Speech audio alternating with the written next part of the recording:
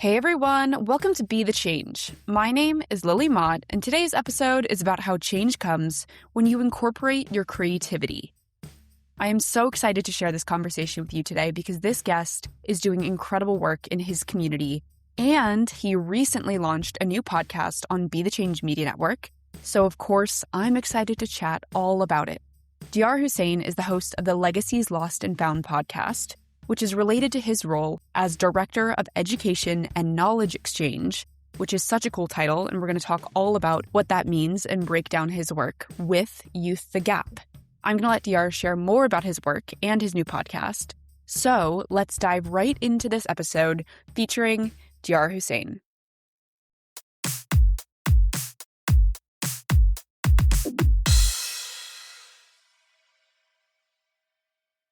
My name's Dyar Hussain. I mean, I don't really know what kind of a box I would put myself in. I care about human rights. I care about anti-imperial movements. I care about social justice in that sense. Yeah, I find it hard to box myself into a particular role or a particular thing that I do. Yeah, I guess you could say I'm politically driven. And however that drives me to act is what I do, is who I am, I suppose. Yeah.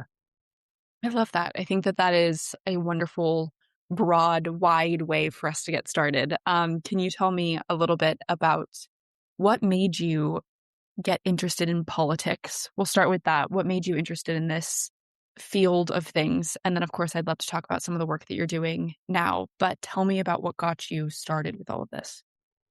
Well, I think when we say politics, I think what immediately comes to mind is like electoral politics and this, that, and the other. But that's not necessarily the avenue that I want to go down. I kind of from the perspective that I speak from is that everything is political.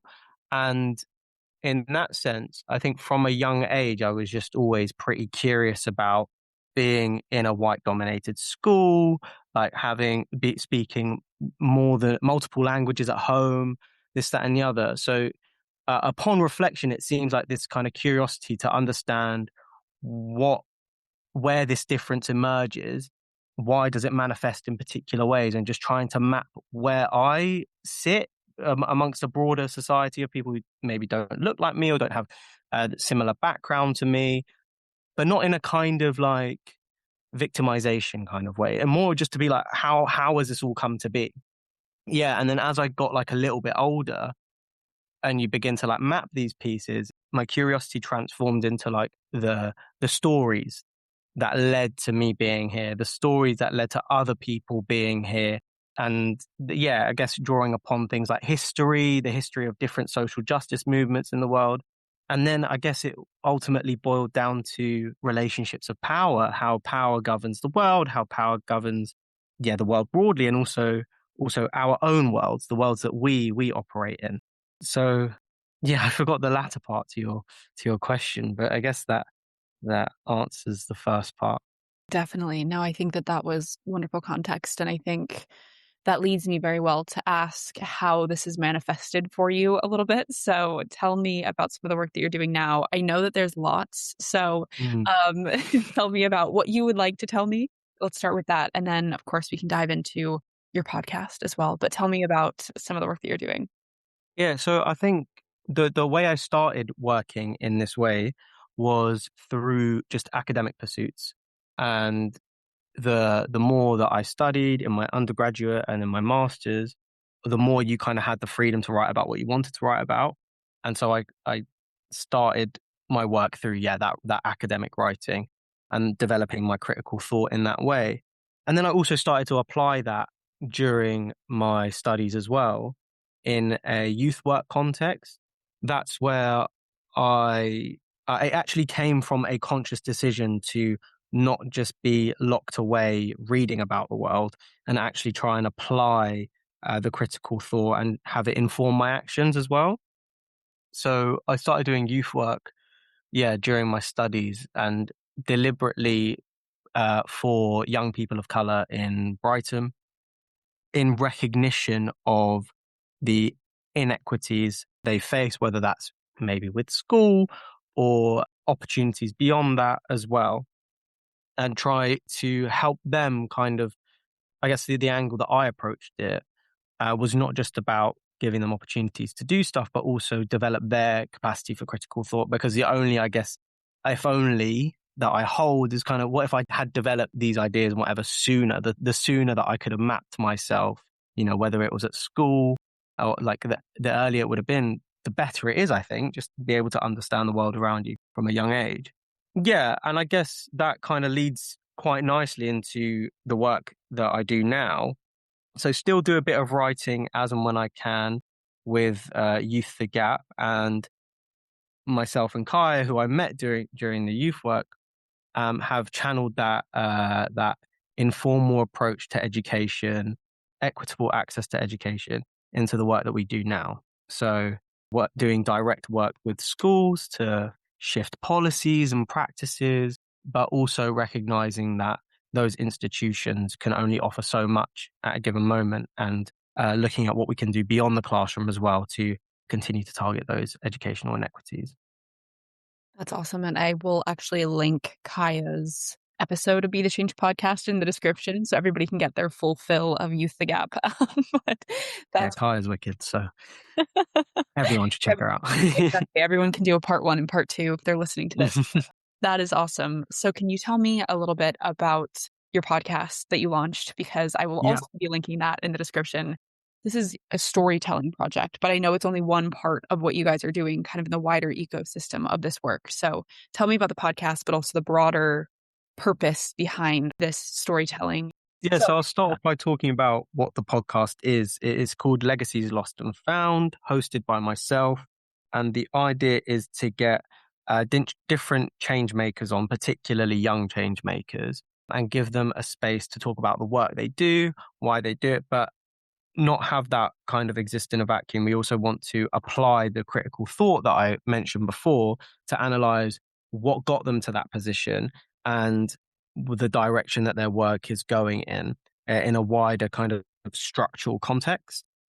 And so that's the premise of the podcast. And it has a kind of broader purpose. It serves a broader purpose in terms of our alternative education hub, which is in recognition of educational inequities that we've identified. I mean, not just us, but like people have identified in terms of who produces knowledge, who produce the dominant narratives that we learn from and inform just the basic assumptions that we take for granted.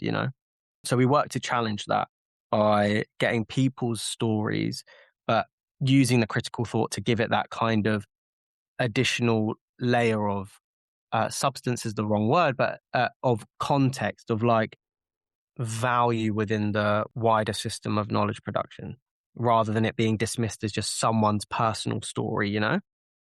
I think that makes so much sense. And I think the wider context for why people do this work, how they got to this work, is something that I really love. So when we first talked about this idea, I was like, I'm all for it. I absolutely love it. So yeah, the first episode when we're recording this is live, but hopefully there's more to come. So I will link that in the description so everyone can check it out. There will be more for sure. There will be more. There will be more. So can you tell me what keeps you going when sometimes the going gets tough? Because I know that's something a lot of us have experienced. So what keeps you going? Yeah, I mean, it's a hard thing. Like, I think about this a lot as well. Like, what keeps me going is when the going gets tough, you're like, why am I doing this? Like, what's the point? And I think it changes, why I do it. Like, I think different people and different things drive me in different moments. So it's a hard one to pin down. I think at the moment, at the time of recording, I really have a sense of curiosity again, and also feeling a sense of power because of some direct action which I've seen and played a very small role in recently. There is an occupation taking place at Ridley Road Market, traders that are standing up against being essentially evicted, and how the local community have come together to support them, to hold down the fort, make sure there's an ongoing presence there. Some people are coming in providing food and drinks and things like that, and cooking for big groups of people. Some people are coming in hosting workshops and this, that, and the other. And so I visited there a couple of times. I've done what I can at the moment. And I think that's given me this sense of like this feeling of empowerment, a feeling of like, oh my God, this is the real community that we all aspire to have, or that I think we ought to aspire to have. And so experiencing that has put the wind in my sails as of recently. But I guess also I had a bit of a reader's block for a little while. And I think I've pushed through that by reading a few like little shorter books and delving more into like novels. And that's really sparked my curiosity again to keep on learning and engaging with different texts. So yeah, I think it's a combination of both those things at the moment. Previously, it's been particular people in my life as well, like whether it's members of family in different moments or whether it's friends. But yeah, it constantly changes. I'm going to keep it very simple, but what brings you joy? What brings me joy? I think, like unbridled joy is feeling like a valued member of a community. It just feels so good. Like when you feel like part of something that's bigger than yourself that you care so deeply about. I think that is like that's the high I'm constantly chasing, And I think that kind of ties back to the work that we're doing at YouthTheGap and trying to build that meaningful community and that has a bunch of people involved that all feel valued, that all feel like they can lean on other people. And so we're in the process of building that, and these things take time, but sometimes they can emerge out of nowhere, as well. Like, well, I don't say out of nowhere, but they can emerge in an instant when called upon, as we're seeing in Ridley Road at the moment as well. I love that. That was awesome. I knew that you were going to have a good answer for that. My last question for you is lots of young people might want to make change, might want to get involved in work like you're doing at YouthTheGap, but they might not know how to get started. What advice would you share with them? How to get started? I think thinking about it is already starting. And I think if they're listening to this, then they've already started. The question is where to go next. I think it's a hard one because it's quite broad. Like change-making work can manifest in different ways. I would say try and incorporate your creativity in some kind of way. The things that you feel like are vessels for your passion. Try and build it around that and try and incorporate that into your change-making work because you want to keep it, sincere as possible. Yeah, and there's going to be some parts that aren't so fun, Sometimes there's a lot of, admin work or behind the scenes work and that kind of stuff. But if you keep your creativity, keep your outlet incorporated in one way or another, then you've got at least a crutch to keep you going.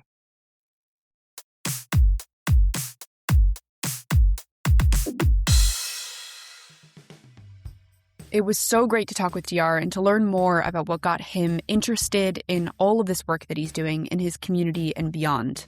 I really resonated with his points about how community brings him so much joy, and I would love for you, as we close out this episode and as you're listening, to consider and reflect on what brings you joy as well.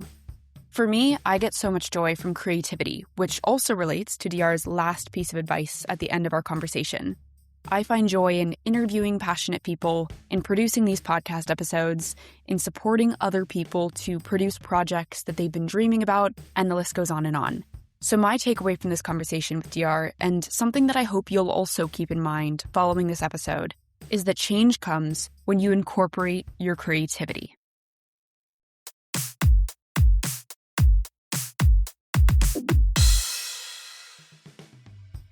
Thank you so much for listening to this episode, and you can find Dyar on Instagram and LinkedIn, and I included those links in the description of this episode. You can also learn more about YouthTheGap via the links in the description as well.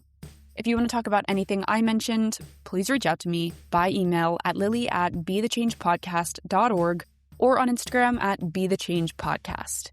If you enjoyed this episode, I would really appreciate it if you could leave the podcast a rating and a comment, because it will help these stories to reach, educate, and inspire more people. And I would also love to hear your thoughts and feedback. Tune in for my next episode, but until then, be the change you wish to see in the world. Bye, guys.